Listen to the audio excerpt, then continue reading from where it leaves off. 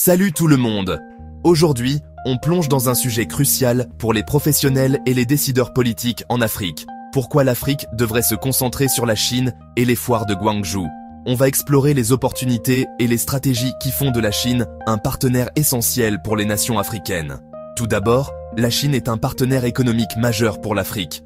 Le commerce entre les deux dépasse les 200 milliards de dollars par an. C'est énorme!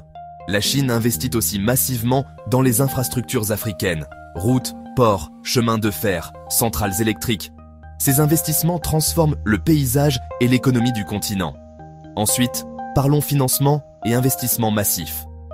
La Chine propose des prêts et des crédits avec des conditions plus flexibles que les institutions occidentales traditionnelles comme le FMI et la Banque mondiale.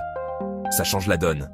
Les entreprises chinoises investissent des sommes considérables dans des secteurs clés comme l'énergie, les mines, la technologie et l'agriculture. Ces investissements stimulent la croissance et créent des emplois. Il y a aussi le transfert de technologie et l'industrialisation.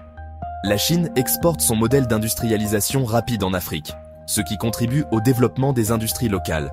Prenez l'Éthiopie par exemple. Des zones économiques spéciales se multiplient, stimulant la production locale et créant une base industrielle.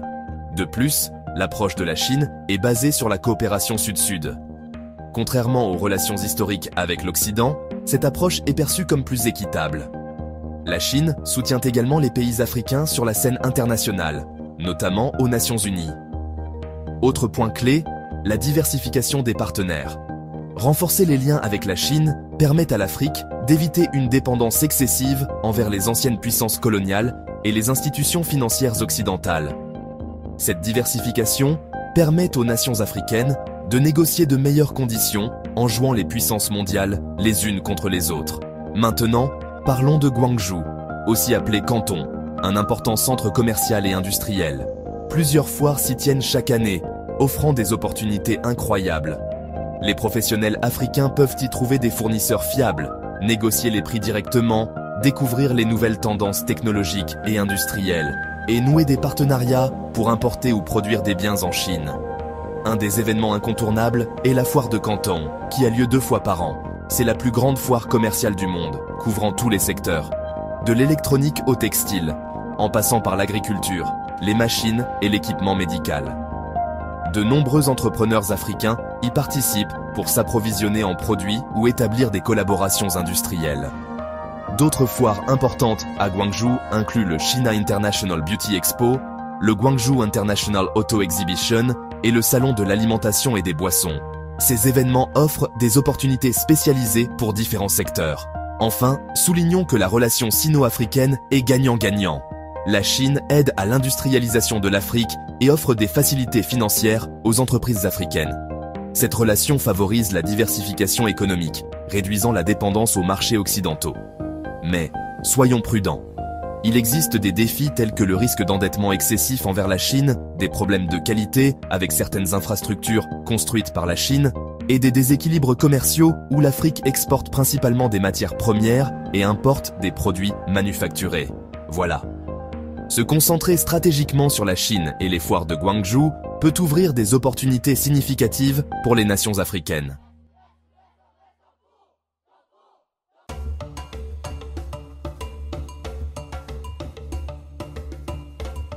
On a vu pourquoi l'Afrique devrait se concentrer sur la Chine et les foires commerciales de Guangzhou. Maintenant, on va se pencher sur un aspect crucial qui est en train de remodeler le continent africain, les investissements chinois dans les infrastructures. La Chine investit massivement dans les infrastructures africaines, transformant le paysage économique du continent. Ces investissements ne sont pas juste des chiffres sur un bilan. Ce sont des projets concrets, essentiels au développement économique de l'Afrique. Imaginez de nouvelles routes reliant des villages isolés à des villes animées, des ports ouvrant de nouvelles routes commerciales, des chemins de fer traversant des pays entiers et des centrales électriques alimentant des millions de personnes. Voilà le genre de projet transformateur que la Chine finance et construit à travers l'Afrique. Prenons, par exemple, la ligne de chemin de fer à écartement standard Mombasa-Nairobi au Kenya. Ce projet, financé par des prêts chinois et construit par des entreprises chinoises, a réduit le temps de trajet entre les deux villes de 12 heures à seulement 4 heures. C'est une révolution pour les entreprises comme pour les voyageurs. Au Nigeria, le projet ferroviaire Lagos-Kano est un autre exemple. Une fois terminée, cette ligne de chemin de fer s'étendra sur plus de 1300 km, stimulant le commerce et la connectivité à travers le pays. Les ports sont un autre domaine d'investissement crucial. Le port de Djibouti, agrandi grâce à des financements chinois, est désormais une plateforme logistique majeure pour l'Afrique de l'Est. Il sert de porte d'entrée et de sortie pour les marchandises du continent, rendant le commerce plus efficace et plus rentable. Et il ne s'agit pas seulement de transport. La Chine investit également dans les infrastructures énergétiques. En Éthiopie, le barrage de Djib 3, construit avec le soutien de la Chine, a considérablement augmenté la capacité du réseau national, fournissant l'électricité indispensable aux foyers et aux industries. Ces projets ne sont pas sans défis. Des inquiétudes existent concernant la soutenabilité de la dette et la qualité de certaines constructions. Cependant, l'impact global de ces investissements sur la trajectoire de développement de l'Afrique est indéniable. En s'attaquant aux lacunes critiques en matière d'infrastructure, la Chine contribue à jeter les bases d'une croissance économique durable en Afrique. Cette coopération est gagnant-gagnant, favorisant une nouvelle ère de développement et de connectivité pour le continent. Alors, même s'il est essentiel d'aborder ces partenariats avec un point de vue équilibré, le pouvoir transformateur des investissements chinois dans les infrastructures en Afrique est indéniable.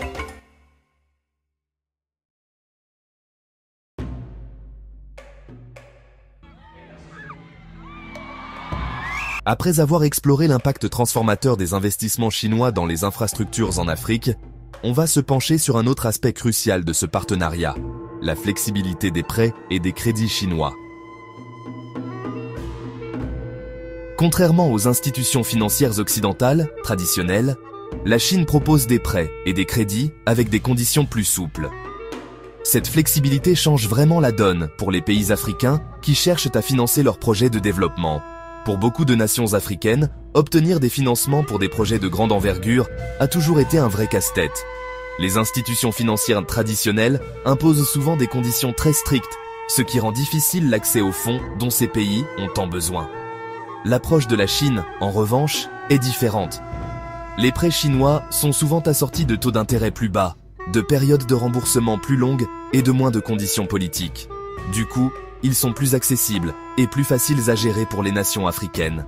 Grâce à ça, ces pays peuvent se lancer dans des projets ambitieux qui stimulent la croissance économique et améliorent la qualité de vie de leurs citoyens. Prenons l'Éthiopie, par exemple. Le tramway d'Addis Abeba, le premier du genre en Afrique subsaharienne, a été rendu possible grâce au financement chinois. Ce projet a non seulement facilité les transports dans la capitale, mais a aussi créé des emplois et dynamisé les commerces locaux. En Angola, les prêts chinois ont permis la construction d'infrastructures essentielles, comme des routes, des hôpitaux et des écoles. Ces projets sont indispensables pour reconstruire et moderniser le pays après des années de conflits. Attention, cependant, il est important d'aborder ces partenariats avec prudence. Si la flexibilité des prêts chinois est avantageuse, il faut absolument s'assurer que les fonds empruntés sont utilisés efficacement et que la dette reste gérable. En conclusion, les conditions souples des prêts et crédits chinois offrent aux pays africains une occasion unique de poursuivre leurs objectifs de développement. Ce soutien financier, associé à une planification et une gestion stratégique, peut ouvrir la voie à un avenir meilleur pour le continent. Merci d'avoir suivi.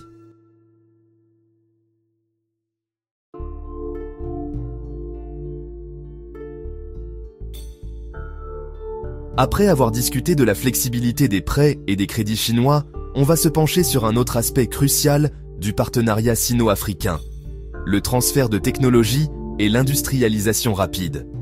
L'une des contributions majeures de la Chine en Afrique, c'est le soutien au développement des industries locales. Il ne s'agit pas seulement de construire des infrastructures, mais aussi de créer des emplois et de stimuler la croissance économique.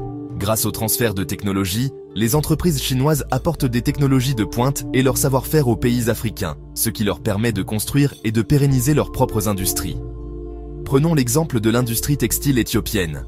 Grâce aux investissements et aux technologies chinoises, l'Éthiopie est rapidement devenue une plaque tournante de la fabrication textile. Cette industrie emploie aujourd'hui des milliers d'Éthiopiens, leur offrant des revenus stables et améliorant leur niveau de vie.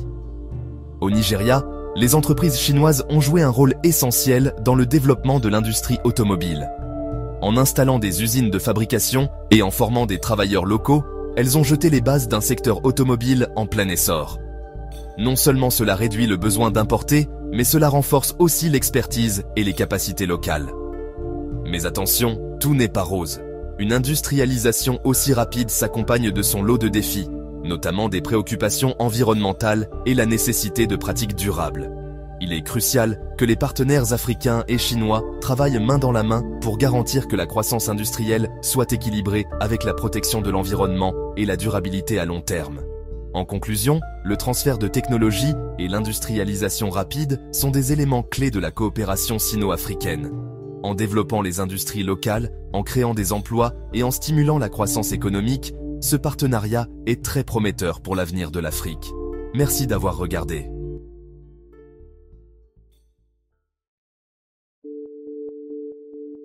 Après avoir exploré l'industrialisation rapide et le transfert de technologies dans la coopération sino-africaine, on va s'intéresser à un autre aspect crucial de ce partenariat, l'importance stratégique des foires commerciales de Gwangju pour les entreprises africaines.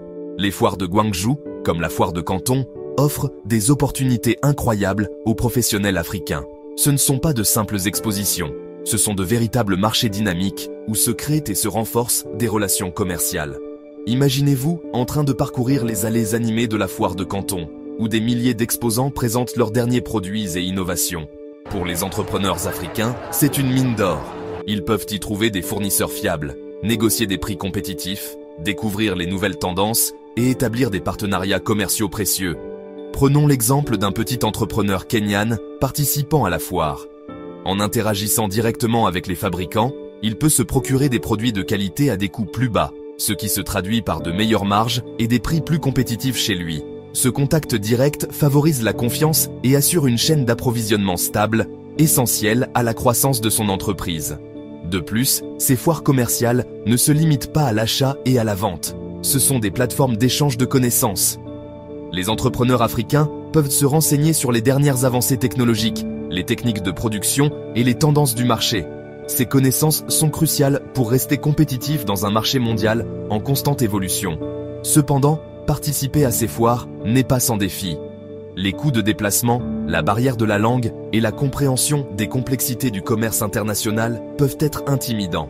Mais avec une bonne planification et un soutien adéquat, ces obstacles peuvent être surmontés, permettant aux entreprises africaines de prospérer sur la scène mondiale.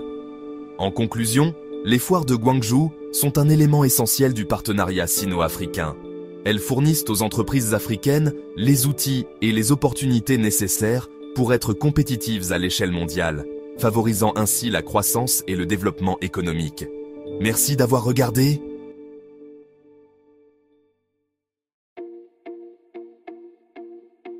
Après avoir exploré l'importance stratégique des foires commerciales de Gwangju pour les entreprises africaines, il est essentiel d'aborder certains des défis liés aux relations sino-africaines.